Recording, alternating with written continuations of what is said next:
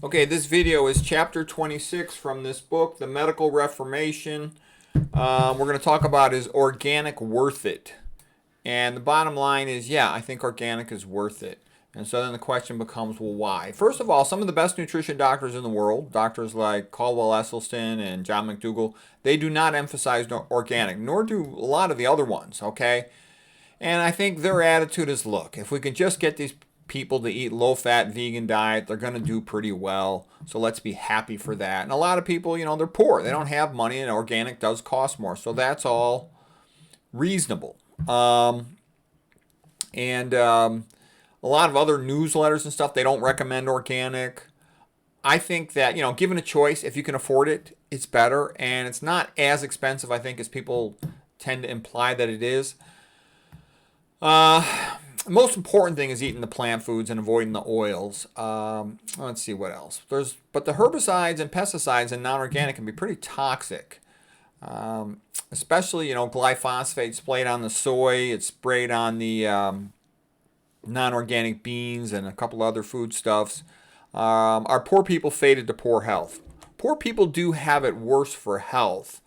Their neighborhoods, go to the grocery store in a poor neighborhood, there's hardly anything organic. There's a lot of cheap subsidized foods, a lot of salt and all this non-organic GMO stuff. Poor people I know, they often drink tap water without any water filter at all. That's going to have tons of estrogenics, lots of F- in it. They don't get the Cl- out of there, the chloride either. Okay, well, what are some of the things that organic means? Organic means, in particular, you avoid the GMO, and that's something you want to do. Who the heck knows what GMO is going to do? It's nothing good. Anything subsidized usually means it's bad for the public. That's a pretty safe assumption. This book right here, Toxic Legacy by Stephanie Seneff, was very good. She writes about glyphosate. She's got a whole bunch of free online lectures. This guy, Mike Adams, wrote a book called Food Forensics, The Hidden Toxins in Your Food, and he had as a machine to test for different types of toxins and contaminants in food. I read his book. There's an audio version of it too. They're both good. He's got free online videos as well. Is all organic food okay? No, a lot of organic food is just, organic junk food. There's all kinds of organic potato chips with lots of oil and other problems in them and sweets. The next question is, can organic contain MSG and MFG? So MSG is monosodium glutamate.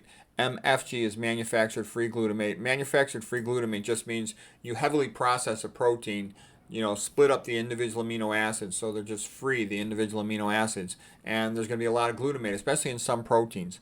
Gluten's named gluten because it has a lot of glutamate. Casein, the milk protein, lot. Whey protein from milk also has a lot. Soy has a lot. Corn, not so much, but corn's just real cheap to process, so a lot of times they'll make it from corn. Corn's so cheap, it's a widely available commodity. When I eat, I only eat single ingredient foods. That way, because if there's a second ingredient, they're allowed to hide MSG in it. So that's why I don't ever eat anything with more than one ingredient. Can organic contain GMO?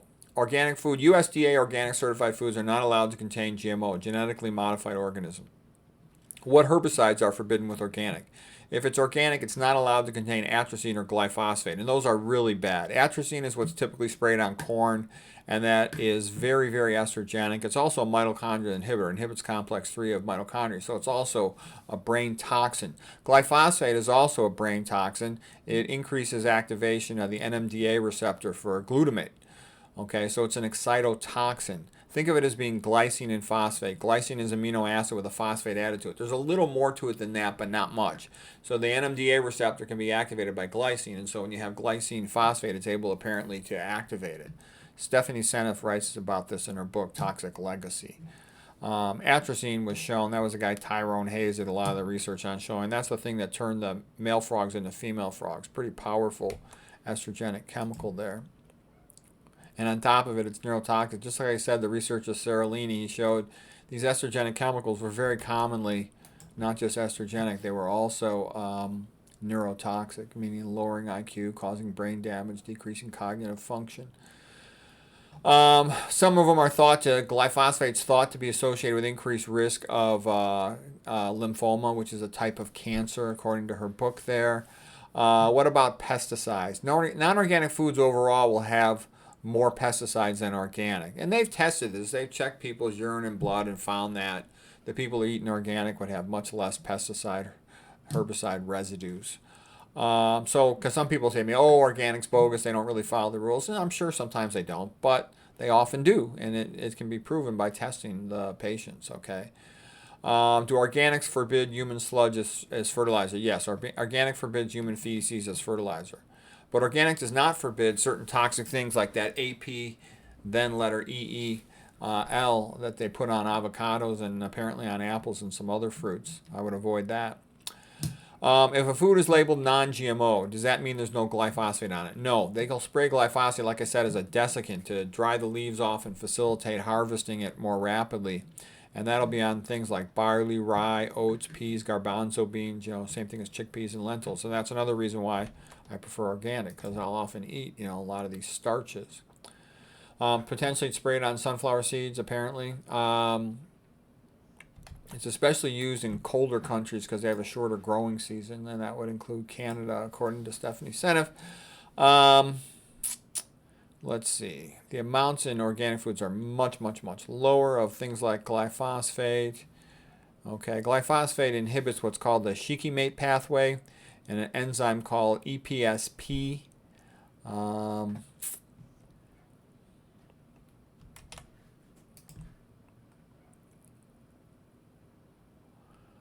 Okay, do some companies cheat? Yeah, sometimes they do. Usually they don't. According to Mike Adams, from Food Forensics author, he feels some countries have so much pollution that, like China, that organic is meaningless if it comes from that country. And he thinks there's other countries also that have a lot of problems with contaminants. Do organic foods contain more nutrients? Probably a minimal difference. That's probably not too much of a big reason. The main reason is avoid pesticides and herbicides. Okay, what's the proof that organic is better? People who have an organic have much less herbicide and pesticide residues in their blood and urine. They have a little bit lower risk of cancer. And then what's the deal with organic food in Russia? Putin is hoping that Russia will become a leader in organic foods, according to this article. And I can tell you, when I grew up, Russia was considered sort of like a godless, atheist shithole, okay? Basically, we consider them scum, the evil empire. America, we used to say the Pledge of Allegiance, one nation under God. We used to talk about America being the melting pot out of many one, and everybody's real proud. We felt it was obvious. America was by far the best country in the world, okay? And, used to call Russia the godless commies, scumbags, but we respected them in sports. They had the best wrestlers in the world. We felt they had an unfair advantage because they were essentially subsidized by Russia. So we were true amateurs, really poor. But the fact that Russia is now claiming it could be a leader in organic foods, and I saw some music videos in Russia, including with Putin in the audience, and all these singers had a crucifix necklace, okay? So their Christianity is growing in Russia. And I think, Putin's an old KGB guy, but if he's smart, he knows, man, you let Christianity grow, it just energizes the people. It'll lead to prosperity. In Russia, I think if they wanted to, they could dramatically increase their power. All they got to do is invite Christians from all over the Western world. Christians are being heavily prosecuted. If they let them into Russia and respect them and are nice to them and promote them, Russia could massively, because there's so much talent in the Christian population, it's not even funny. Dramatic talent, and it energizes people more than anything else. So Russia could really dramatically increase its potential as a country if it were to do that. Who knows what they're going to do. They seemed, kind of happy to participate in Ukraine, the general side of the Ukrainian Christian men. Okay, if you're at a restaurant, what can you do? Well,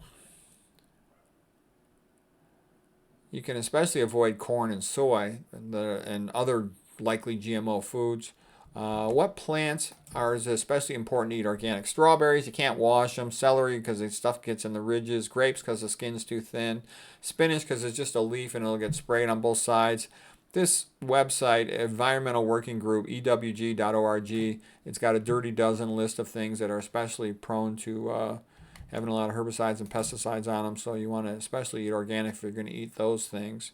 And they'll talk about other things that tend to be especially low in herbicides and pesticides. So that might be worth pursuing.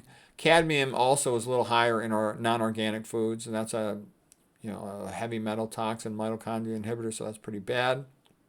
That's why I wouldn't eat at a sidewalk cafe, because it comes off of brake pads too. I don't want to be around traffic and all the crap coming out of the exhaust from the cars. Okay, I know some people like the social environment of being in a restaurant and all the people around. I'm not. I don't like any of that stuff. I like kind of quiet and privacy. I love having a conversation with friends, but I don't like being out in the public, not at all. I used to live in the city for a while. I hated it. I like rural, quiet, peaceful, where you can think. City life makes you stupid. You're stuck in all the traffic. You got to deal with all the hassles. All right, what are disadvantages of eating organic? It costs a little bit more, but starch is pretty cheap. Even organic starch is relatively cheap. Starch tends to store well, so you can buy a big thing of oatmeal. It'll last for just a couple of bucks. It'll last you a long time. Beans, rice, potatoes, sweet potatoes, quinoa. Okay, fruit's real expensive, doesn't store so well. What about the environment? Organic's better for the environment. Non-organic, less pollution. What animals are fed GMO crops? Yeah, you feed cows, chickens, and pigs GMO crops, then you get these GMO effects and what's sprayed on them into the food. What are some GMO versions of plants?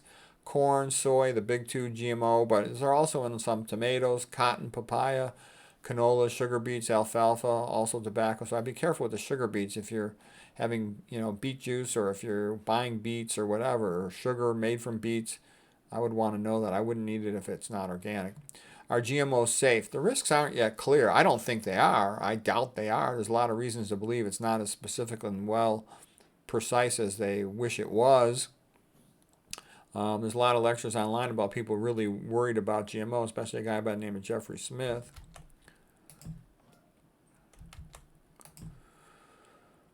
I would never eat GMO soy. No way. Soy's got so many problems. It's high in fat. It's a high protein food, of course. It can concentrate aluminum sometimes, can concentrate fluoride sometimes. It's often processed with hexane solvents, neurotoxin. It's super estrogenic. It's goitrogenic. It can increase insulin-like growth factor. Uniquely for a plant, it'll have high heme iron. I think it's, the purpose of it is to sterilize low IQ chumps. I think the modern literature saying it's a good thing is largely industry funded. I don't believe it. It's often sprayed with glyphosate. Stephanie Seneff, the MIT PhD professor lady, she wrote an entire book on all the complications and side effects of glyphosate. I would never eat anything with that on it. Given a choice, no way. Okay, so what's the bottom line with organic? Eat it if you can. I only eat organic. I can tell you most of these nutrition, even if they don't specifically emphasize in their talks, given a choice, I will bet you they all try to eat organic, and almost entirely if they can. I don't almost never get invited anywhere, so it's pretty rare that I would ever need to break my diet, and I don't like fast foods or restaurant foods, so I don't have to break my diet other than on super rare occasions at a special public event, or to be polite, I'll maybe eat something a tiny bit. So anyways, that's it for organic. I do think it's a good thing for all those reasons. Hope this was helpful.